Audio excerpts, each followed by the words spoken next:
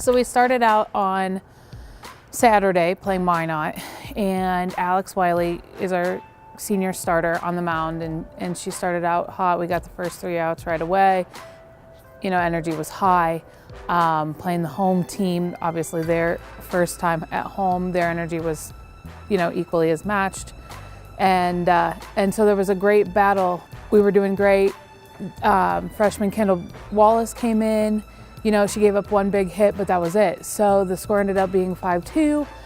We were pretty pleased. We didn't have any errors. We looked really good. We were making great contact. We weren't getting great hits, but we were making great contact, so we felt really good. So going into the 4th game of the week against Kirkston, we sat down, we talked a little bit about our belief in ourselves, believing in what we can do and the product that we're putting out there. And we came out hot against their senior pitcher who spins the ball very, very well. She makes the ball jump all over the place. And we knocked her out in the 3rd inning, which was our goal, is to knock their top pitcher out in the 1st or 2nd inning of any game. If we can do that, we think we have a great chance of winning. So we won that last game 7-5. Again, Alex went out there, was lights out, gave up 1 run in 5 innings, did her part for those 5 innings. Then we went to sophomore redshirt Darian Gottfried, and you know, she shut him down that 1st inning and then got into a little bit of trouble in the last inning, but was able to work her way out. And that's huge because that's going to give her that confidence for the next step. So overall, our top hitters were Alex Wiley, Kendall Bethke, Sammy Schoen, Maddie Fiddler, and Maddie London for the weekend. Yeah, the STSU Open was a big one. It always is. It's a great time of the season for us. We're trained in, we're kind of getting ready for our conference meet, and kids are in shape. They're excited about getting in there and mixing up with some different people. 1,500 athletes, a bunch of teams, and we got over there and certainly put work in. Distance kids had a great meet, as they usually do, kind of coming down elevation, get on that big track, and just let themselves roll a little bit.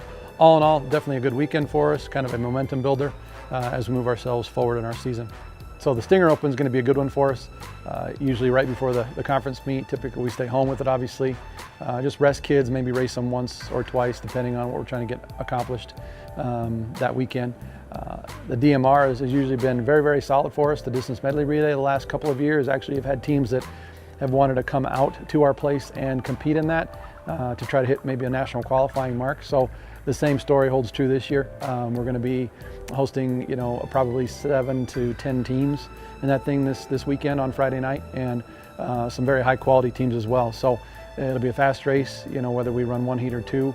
And I definitely think there's some schools that will qualify from that race this Friday. I thought we did a lot of good things. I liked how we executed on the offensive end, did a great job extending a lead to 10 in going into the 4th, and just had a lot of things go against us in a lot of different ways. The ball didn't bounce our way. We missed some blockouts that we should have got. We 50-50 balls and just some unfortunate fouls.